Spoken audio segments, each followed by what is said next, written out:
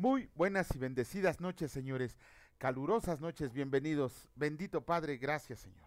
Gracias, Señor, por este día. Gracias por tu misericordia, por tu bondad, por tu amor, por tu disciplina, Señor, por tu corrección.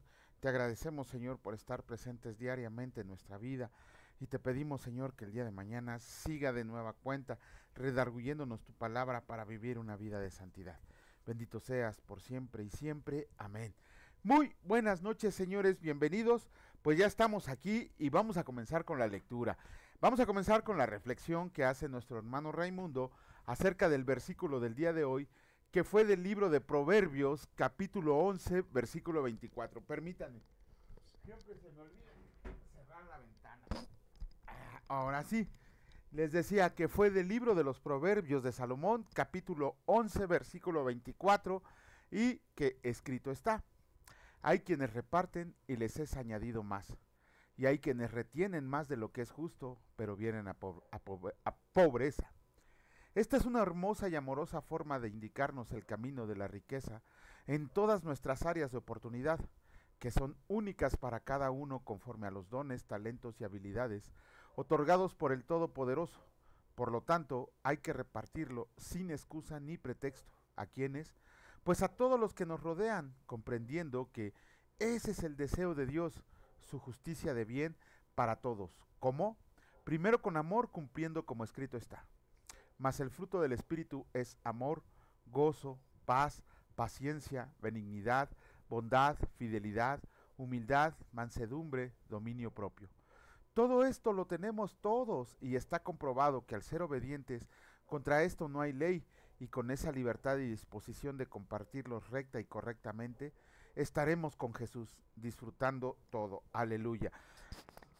Muchas veces este versículo lo utilizamos, y no está mal, lo utilizamos para ser compasivos y dadivosos con los demás. Sin embargo, aquí nuestro hermano Raimundo va más allá y no habla, por decirlo económicamente, habla de lo que tenemos para servicio de los demás. Todos esos dones y talentos que el Señor nos ha dado es para que podamos utilizarlos para el beneficio del reino. Eso es lo que ahora nos enseña nuestro hermano Raimundo. Bueno, vamos a comenzar con la lectura del Antiguo Testamento. Hoy terminamos con el segundo libro de los Reyes.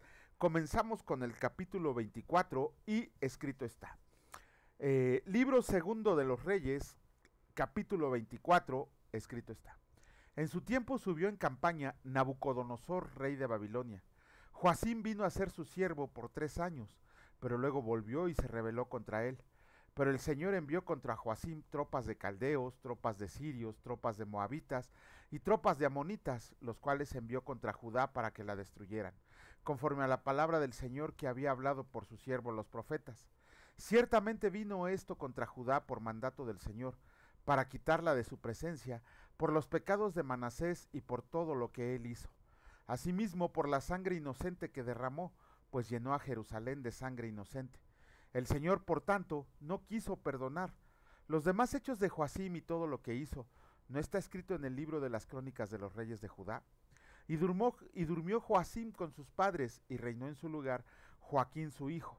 Y nunca más el rey de Egipto salió de su tierra, porque el rey de Babilonia le tomó todo lo que era suyo, desde el río de Egipto hasta el río Éufrates. Joaquín y los nobles son llevados cautivos a Babilonia.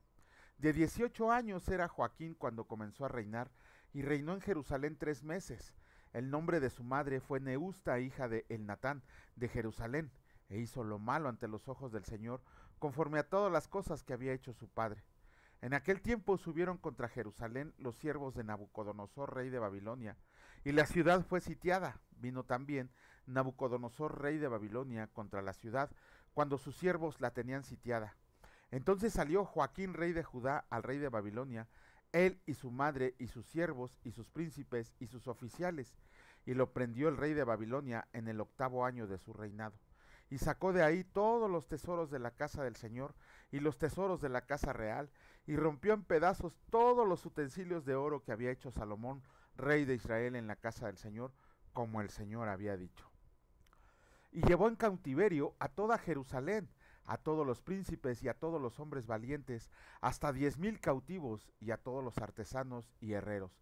No quedó nadie, excepto los pobres del pueblo de la tierra, Asimismo llevó cautivos a Babilonia a Joaquín, a la madre del rey, a las mujeres del rey, a sus oficiales y a los poderosos de la tierra. Cautivos los llevó de Jerusalén a Babilonia, a todos los hombres de guerra que fueron 7,000, y a los artesanos y herreros que fueron 1,000, y a todos los valientes para hacer la guerra llevó cautivos el rey de Babilonia. Y el rey de Babilonia puso por rey en lugar de Joaquín a Matanías su tío, y le cambió el nombre por el de Sedequías. Reinado de Sedequías. De 21 años era Sedequías cuando comenzó a reinar, y reinó en Jerusalén 11 años. El nombre de su madre fue Amutal, hija de Jeremías de Libna, e hizo lo malo ante los ojos del Señor, conforme a todo lo que había hecho Joacim. Vino pues la ira del Señor contra Jerusalén y Judá, hasta que los echó de su presencia, y Sedequías se rebeló contra el rey de Babilonia. Capítulo 25 del segundo libro de los Reyes, escrito está: Caída de Jerusalén. Aconteció a los 9 años de su reinado, en el mes 10, a los 10 días del mes, que Nabucodonosor, rey de Babilonia, vino con todo su ejército contra Jerusalén y la sitió, y levantó torres contra ella alrededor, y estuvo la ciudad sitiada hasta el año 11 del rey Sedequías. A los 9 días del cuarto mes prevaleció el hambre en la ciudad, hasta que no hubo pan para el pueblo de la tierra. Abierta ya una brecha en el muro de la ciudad, huyeron de noche todos los hombres de guerra por el camino de la puerta que estaba entre los dos muros, junto a los huertos del rey, estando los caldeos alrededor de la ciudad. Y el rey se fue por el camino del Arabá, y el ejército de los caldeos siguió al rey, y lo apresó en las llanuras de Jericó, habiendo sido dispersado todo su ejército. Preso pues el rey, le trajeron al rey de Babilonia en Ribla, y pronunciaron contra él sentencia. Degollaron a los hijos de Sedequías en presencia suya, y a Sedequías le sacaron los ojos, atado con cadenas lo llevaron a Babilonia. Cautividad de Judá. En el mes quinto, a los 7 días del mes, siendo el año 19 de Nabucodonosor, rey de Babilonia, vino a Jerusalén Nabuzaradán, capitán de la guardia, siervo del rey de Babilonia, y quemó la casa del Señor y la casa del rey, y todas las casas de Jerusalén y todas las casas de los príncipes quemó a fuego. Y todo el ejército de los caldeos que estaba con el capitán de la guardia derribó los muros alrededor de Jerusalén, y a los del pueblo que habían quedado en la ciudad, a los que se habían pasado al rey de Babilonia, y a los que habían quedado de la gente común, los llevó cautivos Nabuzaradán, capitán de la guardia. Mas de los pobres de la tierra dejó Nabuzaradán, capitán de la guardia, para que labraran las viñas y la tierra. Y quebraron los caldeos las columnas de bronce que estaban en la casa del Señor y las basas, y el mar de bronce que estaba en la casa del Señor, y llevaron el bronce a Babilonia. Llevaron también los calderos, las paletas, las despabiladeras, las cucharas, y todos los utensilios de bronce con que ministraban, incensarios, cuencos, los que de oro en oro, y los que de plata en plata. Todo lo llevó el capitán de la guardia. Las 2 columnas, un mar y las basas que Salomón había hecho para la casa del Señor.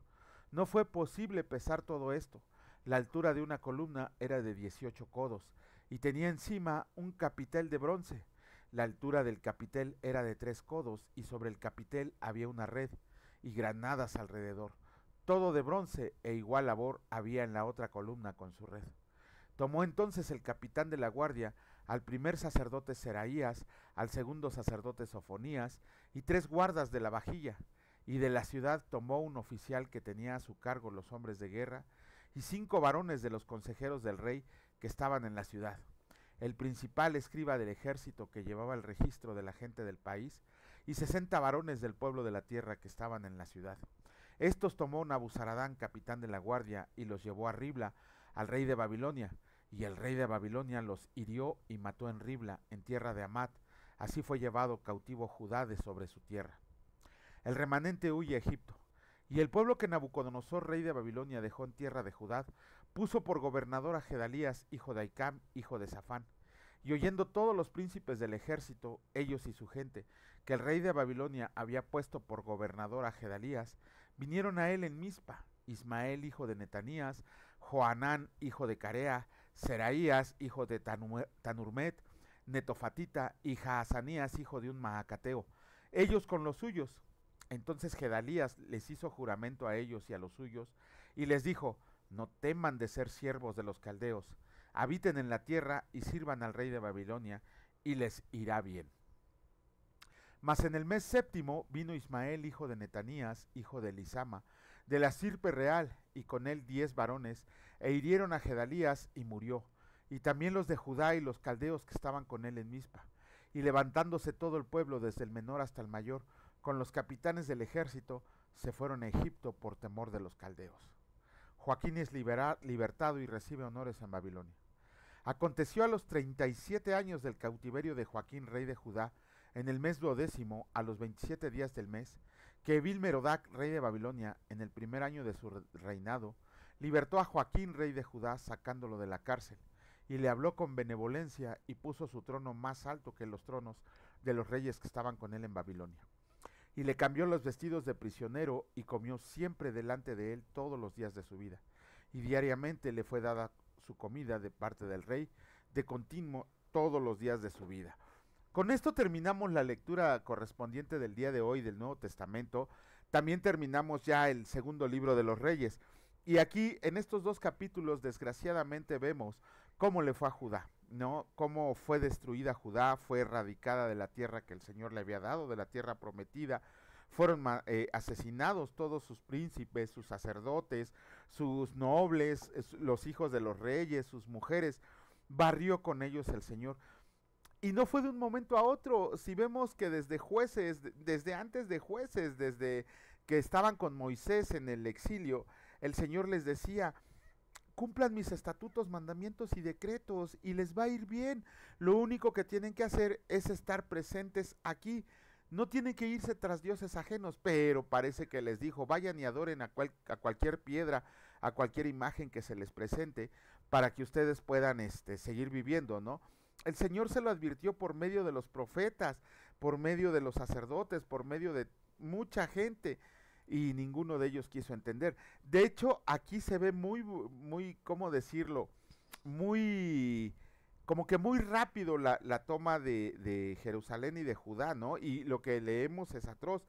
Sin embargo, cuando leamos Crónicas y cuando leamos a los profetas, vamos a darnos cuenta que no fue así tan...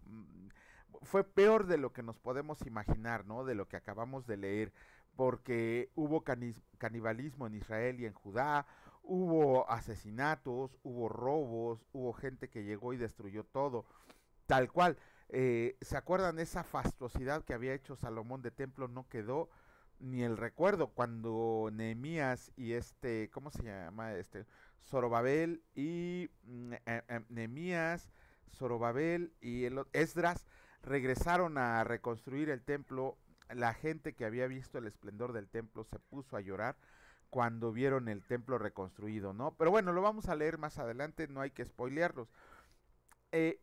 Pero vamos a ver que no fue eterno su cautiverio, no fue para siempre que fueron desechados, sino que los disciplinó el Señor, y aún así no entendieron, sino que los disciplinó el Señor y los volvió a regresar a la tierra que les había prometido. Pero lo vamos a leer un poquito más adelante. Vamos a continuar con la lectura. En esta ocasión comenzamos con el capítulo 5 del Evangelio de Juan, y escrito está: el paralítico de Betesda. Después de estas cosas había una fiesta de los judíos, y subió Jesús a Jerusalén. Y hay en Jerusalén, cerca de la puerta de las ovejas, un estanque llamado en hebreo Betesda, el cual tiene 5 pórticos.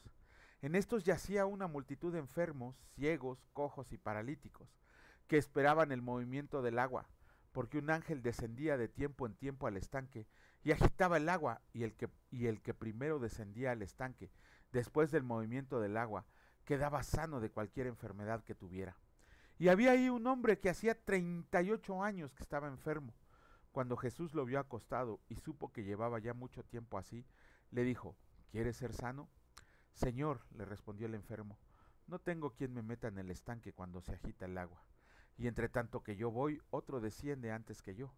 Jesús le dijo: levántate, toma tu lecho y anda. Y al instante aquel hombre fue sanado y tomó su lecho y anduvo. Y era un día de reposo aquel día. Entonces los judíos dijeron a aquel que había sido sanado: es día de reposo, no te es lícito llevar tu lecho.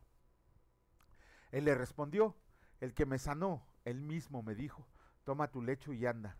Entonces le preguntaron, ¿quién es el que te dijo, toma tu lecho y anda?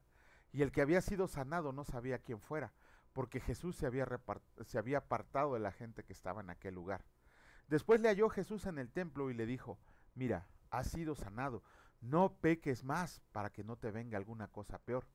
El hombre se fue y dio aviso a los judíos que Jesús era el que le había sanado, y por esta causa los judíos perseguían a Jesús y procuraban matarlo, porque hacía estas cosas en el día de reposo. Y Jesús les respondió, mi Padre hasta ahora trabaja y yo trabajo. Por esto los judíos aún más procuraban matarle, porque no solo quebrantaba el día de reposo, sino que también decía que Dios era su propio Padre, haciéndose igual a Dios. La autoridad del Hijo. Respondió entonces Jesús y les dijo, de cierto les digo, no puede el Hijo hacer nada por sí mismo, sino lo que ve hacer al Padre, porque todo lo que el Padre hace también lo hace el Hijo igualmente. Porque el Padre ama al Hijo y le muestra todas las cosas que Él hace, y mayores obras que ésta le mostrará, de modo que ustedes se maravillarán, porque como el Padre levanta a los muertos y les da vida, así también el Hijo a los que quiere da vida, porque el Padre a nadie juzga, sino que todo el juicio dio al Hijo, para que todos honren al Hijo como honran al Padre. El que no honra al Hijo no honra al Padre que le envió. De cierto les digo, el que oye mi palabra y cree al que me envió tiene vida eterna, y no vendrá a condenación, mas ha pasado de muerte a vida. De cierto les digo, viene la hora, y ahora es, cuando los muertos oirán la voz del Hijo de Dios, y los que oyen vivirán, porque como el Padre tiene vida en sí mismo, así también ha dado vida al Hijo para tener vida en sí mismo, y también le dio autoridad de hacer juicio, por cuanto es el Hijo del hombre. No se maravillen de esto, porque vendrá hora cuando todos los que están en los sepulcros oirán su voz, y los que hicieron lo bueno saldrán a resurrección de vida, mas los que hicieron lo malo a resurrección de condenación. Wow, otra vez en nuestro Señor Jesucristo dándonos una clasesota acerca de muchas cosas. Primero que nada el sábado. ¿Cuántas sectas, cuántos falsos maestros, cuántas falsas religiones nos piden que guardemos el sábado? No, es que es un mandamiento y que el Señor dijo. Si aquí está diciendo el Señor Jesús, yo creo que ellos no leen su Biblia, porque aquí está diciendo el Señor Jesús, mi Padre en sábado trabaja, yo en sábado trabajo.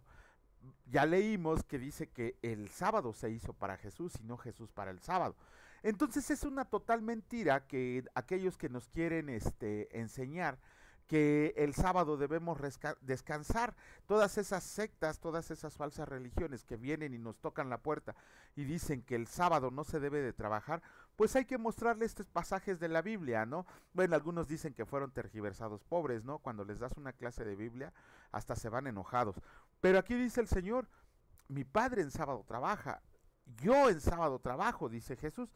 Entonces, ¿cuál es la cuestión? Siempre hay que estar haciendo el bien, siempre hay que estar haciendo las cosas que el Señor nos ha mandado hacer, siempre hay que proveer a nuestra familia, siempre que hay proveer a los nuestros. Entonces no es ninguna falta, ningún pecado trabajar en el día de reposo. De hecho, el día de reposo no es un día en especial. Para nosotros los hijos de Dios, el día de reposo es absolutamente todos los días, absolutamente. Aquí no hay de que, no, hoy tengo que orar, no, hoy tengo que meditar, no, hoy tengo que ayunar, no. Eso lo tenemos que hacer las 24 horas de los 365 días del año, 366 cuando es bisiesto, porque eso nos tiene que dar cuenta, como decía en la reflexión nuestro hermano Raimundo, que eso tiene que dar de nosotros fruto. No importa el día, de hecho más adelante cuando leamos las cartas de Pablo, él nos dice que nadie los juzgue en días de comida, de fiesta, de bebida. ¿Por qué? Porque esos son sombras de lo que había de venir y Jesucristo estuvo aquí y no abolió. Puso a la ley en el correcto lugar en que él había dictado. Pero bueno, aquellos que no quieren leer, que sigan ¿cómo se llama? Tratando de llegar al cielo por obras, cuando sabemos que nadie es salvo por obras, sino que es gracia de Dios. Y los que ya la gracia de Dios ya ha sido derramada sobre nosotros, pues estamos más que felices. Lo que sí es que tenemos que dar fruto. Y en el último versículo, cuando el Señor Jesús dice que los que murieron resucitarán a vida, y como dice el último versículo, Dice, los que hicieron lo bueno saldrán a resurrección de vida, mas los que hicieron lo malo a resurrección de condenación. Esto a veces es mal interpretado este versículo tenemos que leer todo el contexto como lo acabamos de hacer, porque muchas sectas también, muchos falsos pastores, muchos falsos maestros, muchos hombres que ni siquiera tienen un conocimiento bíblico, dicen que todos los que mueren, nos vamos a dormir, ¿no? Por ahí la falsa religión católica dice que nos vamos al purgatorio. Es totalmente mentira. Acabamos de leer en Lucas que el Señor le dijo al ladrón en la cruz, hoy estarás conmigo en el paraíso. Pablo dice, no sé qué escoger, si quedarme aquí o partir e irme con Cristo en ese mismo instante. Es una total mentira que nos vayamos a dormir. Algunos le dicen el sueño de los justos. No. O están en el Seol o están en el seno de Abraham. O están en la antesala del cielo o los que ya están en el cielo disfrutando de la presencia de nuestro Señor. Pero ellos dicen que no, que vamos a dormir el sueño. Una total mentira. ¿A quiénes se está refiriendo Jesucristo? A los que vinieron, a los que murieron antes de su llegada. Ajá, todos ellos están esperando a que el Señor Jesús haga juicio para que ellos resuciten a vida eterna todos los que hicieron lo malo. Recuerden que un salmo dice que Dios ha puesto eternidad en nuestro corazón para que podamos comprender todas las obras que Él ha hecho. Vamos a leer entre líneas cómo es el Señor el que ha puesto su palabra en nuestro corazón, en nuestra mente. Dice Jeremías allá en 33, ¿no? Que hizo un nuevo pacto con nosotros, que puso en nuestra mente y en nuestro corazón su palabra para que hiciéramos lo bueno. A eso se refiere el Señor. No es que estén dormidos, están esperando el juicio de Jesucristo. Unos van a ser para perdición eterna y otros van a ser para vida eterna. Pero bueno, con esto terminamos la lectura del día de hoy. Gracias a Dios que terminamos la lectura del día de hoy, porque ya pudimos hacerlo temprano. Esperemos que el día de mañana también sea así. Bendito Padre, bendito sea Señor. Gracias. Gracias porque el día de hoy nos has amado con todas tus fuerzas, Señor, porque nos has proveído, nos has justificado, nos has querido, nos has cuidado, Señor, nos has dado aún más de lo que merecemos, Señor. Nosotros no merecíamos nada, pero en tu infinito amor, tu misericordia y tu bondad, nos has dado todo lo necesario para seguir adelante. Quita el velo de nuestro entendimiento, Señor, para que podamos comprender tu palabra, para que podamos discernir lo que tú tienes que decirnos cada día que avanzamos en la lectura. Te agradecemos, Señor, porque hasta el día de hoy hemos leído todos los capítulos que tú has puesto en tu palabra y así esperaremos que sigamos en lo que resta del año, Señor. Te pedimos que aprendamos cada día más a caminar en santidad de tu mano, que cada día aprendamos un poquito de ti para comprender que tú eres amor, Señor, que tú eres perdón, que tú eres el que nos amó primero, pero que también eres fuego consumidor y eso está reservado para los malos. Te agradecemos, Señor, por el día de hoy y porque sabemos que mañana, con tu promesa, tú irás con nosotros a cualquier lugar que vayamos. Bendito seas en el precioso nombre de mi Señor y Salvador Cristo Jesús, por siempre y para siempre. Amén. Que Dios los bendiga y si Dios lo permite, nos vemos el día de mañana. Cuídense mucho. Hasta luego.